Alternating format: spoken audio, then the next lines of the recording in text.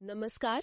आज हम एक बहुत ही कह सकते हैं अनोखे प्राचीन भारतीय दर्शन फिलॉसफी की बात करने वाले हैं जी। जो अपने समय में काफी विद्रोही या बागी किस्म का माना जाता था। चार्वाक दर्शन। हाँ, इसे लोकायत भी कहते हैं। हाँ, लोकायत।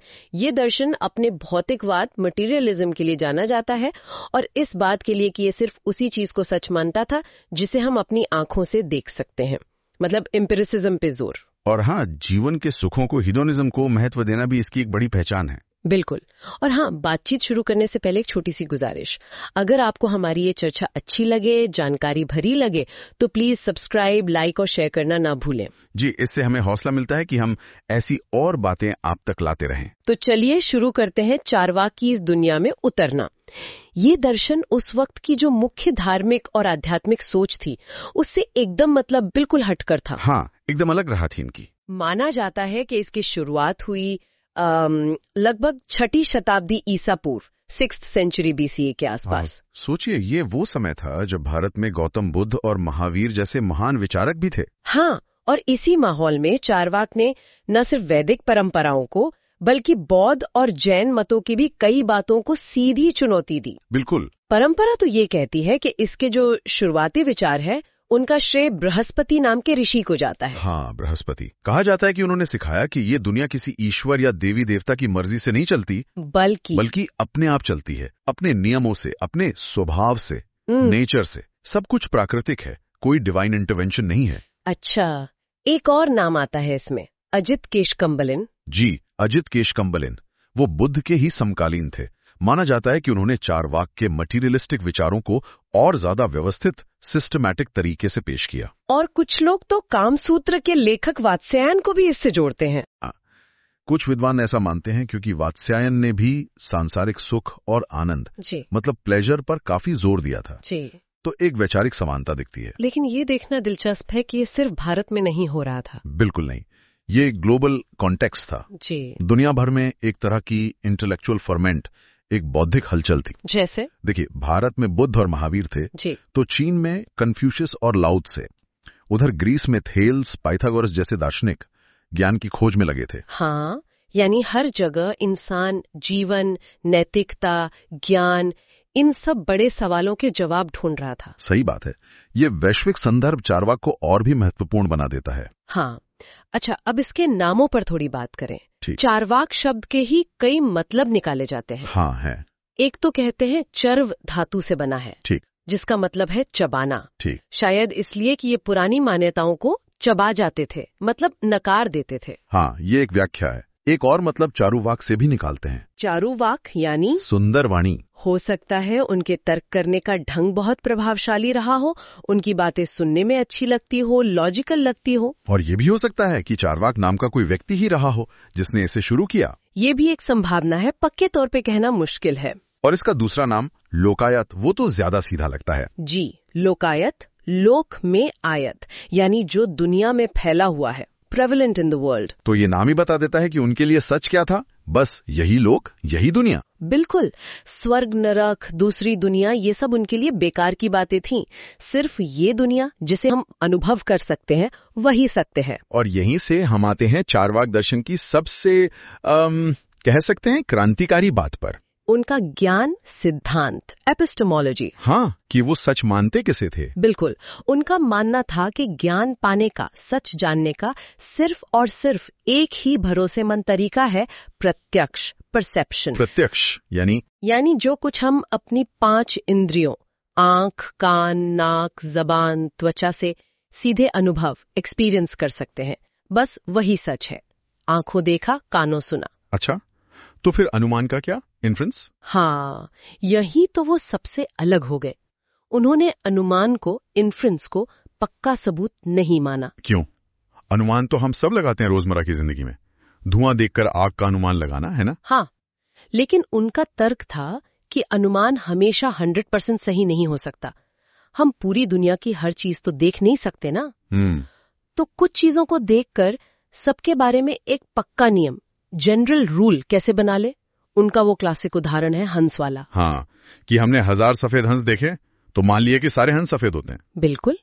पर क्या गारंटी है कि दुनिया में कहीं कोई एक काला हंस ना हो जो हमने कभी देखा ही नहीं। सही बात है, एक भी एक्सेप्शन मिल गया तो रूल गलत। तो बस उनका कहना था कि अनुमान भरोसेमंद नहीं है, उस पर पूरी तरह टिक नहीं सकते। तो प्रत्यक्ष ही एकमात्र प्रमाण है। हाँ, और इसी तर्क को आगे बढ़ाते हुए उन्होंने शब्द प्रमाण को भी खारिज कर दिया। वर्बल टेस्टिमनी, यानी सुनी सुनाई बातें या लिखी हुई बातें। हाँ, खास तौर पर वेदों और दूसरे धर्म ग्रंथों की बातें।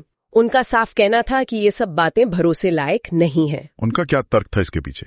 उनका मानना था कि ये सब स्वर्ग, नरक, आत्मा, कर्मकांड, ये सब तो कुछ चालाक लोगों ने, मतलब पुरोहित वर्ग ने, भूले भाले लोगों को डराने और अपना मतलब साधने के लिए गढ़ ली हैं। इनका कोई प्रत्यक्ष सबूत तो है नहीं। ये तो बहुत ही रेडिकल बात हुई उस जमाने के हिसाब से। बिल्कुल। और सोचने वाली बात यह है कि ज्ञान का यही आधार कि सिर्फ प्रत्यक्ष ही सच है, यही उनके पूरे भौतिकवादी, मटीरियलिस्टिक और नास्तिक एथियस्टिक नजरिए की जड़ बन गया। हाँ, क्योंकि अगर आप अनुमान और शब्द प्रमाण को नहीं मानेंगे तो ईश्वर, आत्मा, पुनर्जन्म जैसी चीजें तो अपने आप ही खारिज हो जाती हैं। बिल्कुल, क्योंकि इन्हें प्रत्यक्ष तो देखा नहीं जा सकता। और यही बात उस समय के बाकी सभी भारतीय दर्शनों, वैदिक, बौद्ध, जैन के लिए सीधी चुनौती थी, क्योंकि वो सब अनुमान और शास्त्रों पर बहुत निर्भर थे। सही कहा। ये नजरिया आज के वैज्ञानिक सोच और स्केप्टिसिज्म की याद दिलाता है ना, जहां हर दावे के लिए ठोस सबूत, एविडेंस मांगा जाता है। हाँ बिल्कुल, किसी भी बात को मान लेने से पहले सवाल पूछो, परखो। बहुत क्रांतिकारी सोच थी अपने समय की। और इसी ज्ञान के सिद्धांत से जुड़ा है उनका तत्वमीमांसा, मेटाफिजिक्स। मतलब दुनिया की असलियत क्या है, इस बारे में उनका क्या सोचना था। हाँ, कि ये दुनिया बनी किस चीज से है। उनके हिसाब से ये दुनिया सिर्फ भौतिक चीजों, फिजिकल एलिमेंट से बनी है, और वो भी सिर्फ 4 तत्व मानते थे। 4? कौन कौन से? पृथ्वी, जल, अग्नि और वायु, अर्थ, वाटर, फायर, एयर। बस, क्योंकि इन्हीं को हम सीधे महसूस कर सकते हैं। अच्छा, तो आकाश को नहीं माना उन्होंने, ईथर या स्पेस, जो बाकी कई दर्शन मानते हैं? नहीं, क्योंकि आकाश को सीधे तौर पर देखा या छुआ नहीं जा सकता, तो उनके हिसाब से वो है ही नहीं। इंटरेस्टिंग। तो फिर आत्मा, ईश्वर, पुनर्जन्म, कर्म सब खारिज, क्योंकि ये सभी अनदेखी, अभौतिक, नॉन मटीरियल चीजें हैं।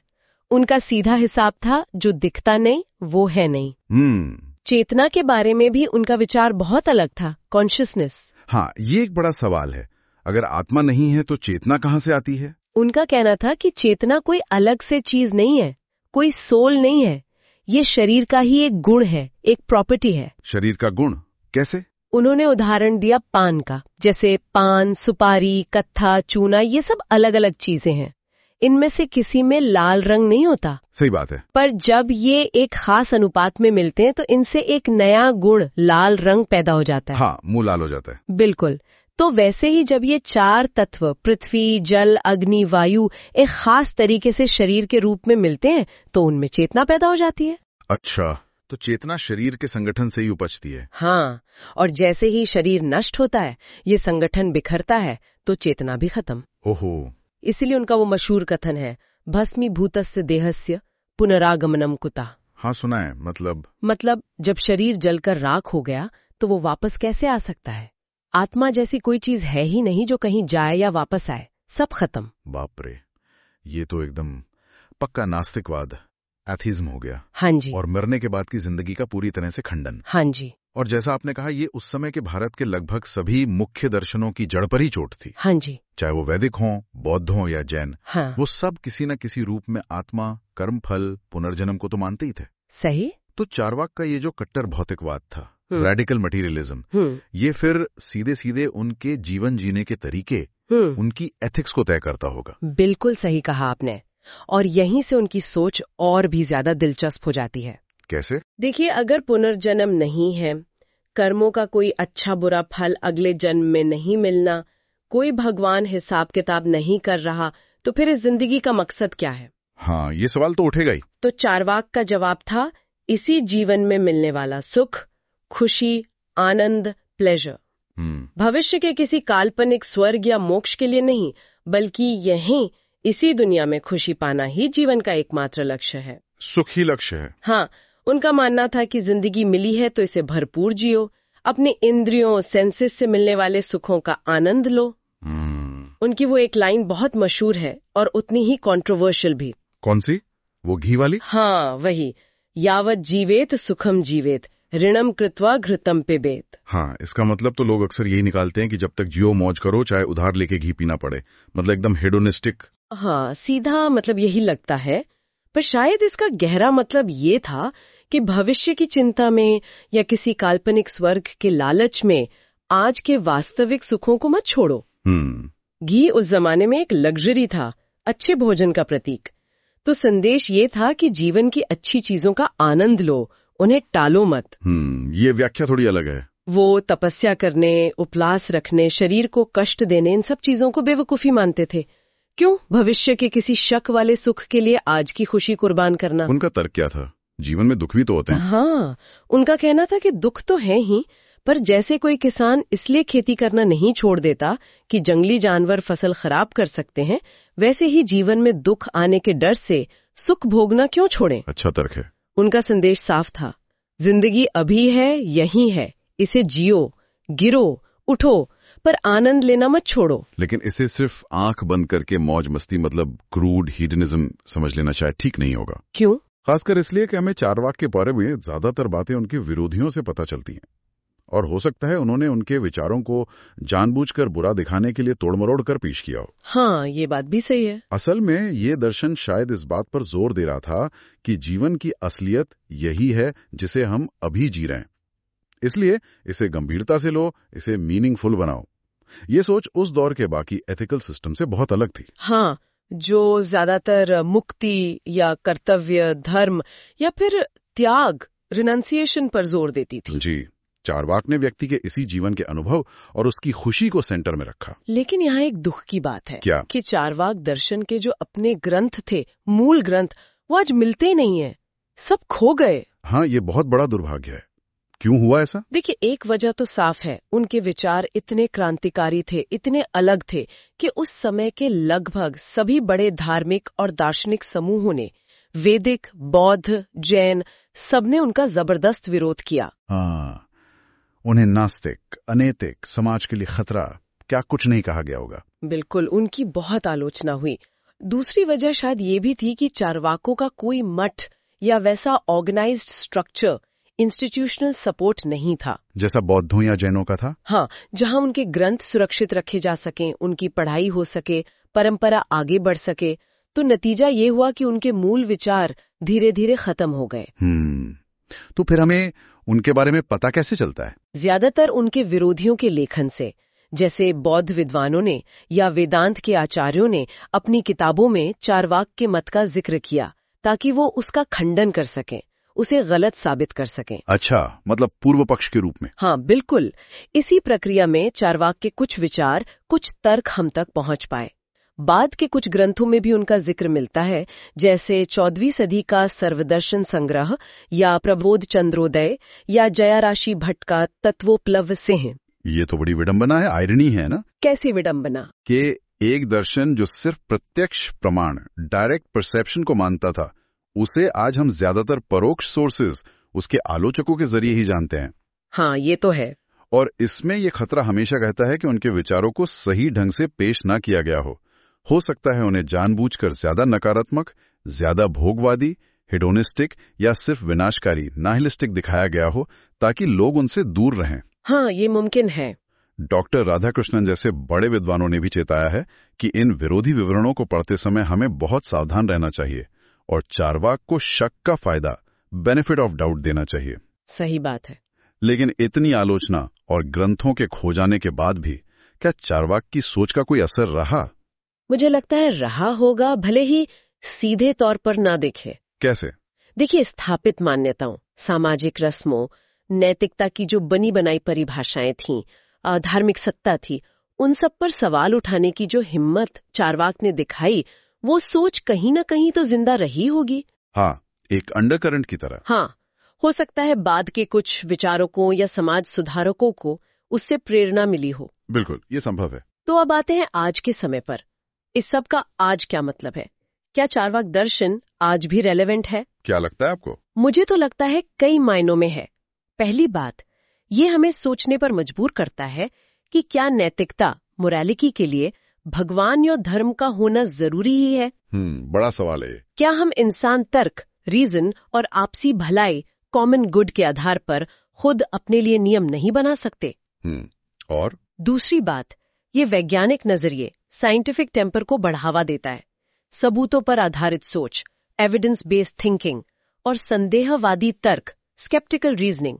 किसी भी बात को आंख बंद करके मत मानो क्योंकि वो किसी पुरानी किताब में लिखी है या कोई बड़ा आदमी कह रहा है। परखो, सवाल पूछो, सबूत मांगो। हाँ, और तीसरी बात, ये जिंदगी जीने का एक अलग नजरिया देता है। वर्तमान पल, प्रेजेंट मोमेंट की कीमत समझो, उसका आनंद लो।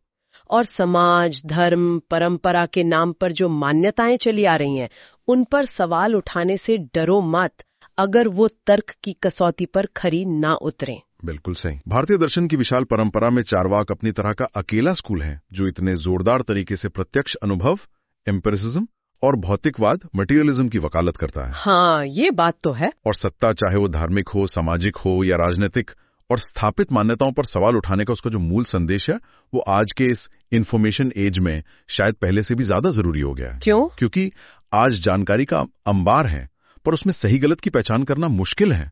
अंधविश्वास भी खूब फैलता है। ऐसे में चार्वाक की तरह सवाल पूछना, सबूत मांगना, ये बहुत जरूरी है। ये वाकई एक गहरा सवाल हमारे सामने रखता है। क्या? चार्वाक हमें सोचने पर मजबूर करते हैं। जरा सोचिए, अगर वाकई कोई परलोक नहीं है, कोई ऊपर बैठकर हमारे कर्मों का हिसाब नहीं रख रहा, और जो कुछ है वो बस यही जीवन है इसी दुनिया में, हाँ, तो फिर हम अपनी इस एक मिली हुई जिंदगी का सबसे अच्छा इस्तेमाल कैसे करें? क्या सिर्फ अपनी खुशी, अपना प्लेजर ही हमारे हर फैसले का आधार होना चाहिए? या फिर खुशी के साथ साथ तर्क, रीजन, जिम्मेदारी, रिस्पॉन्सिबिलिटी और शायद दूसरों के प्रति सहानुभूति, एम्पैथी का भी कोई महत्व है? ये सवाल चार्वाक हमारे लिए छोड़ जाते हैं। सोचने वाली बात है। तो इस प्राचीन लेकिन बहुत ही क्रांतिकारी सोच पर आपके क्या विचार हैं? क्या आज के दौर में चार्वाक दर्शन की कोई जगह है, या ये बस इतिहास की किताबों का एक दिलचस्प पन्ना बनकर रह गया है? हाँ, अपने विचार हमें नीचे कमेंट्स में जरूर बताइएगा।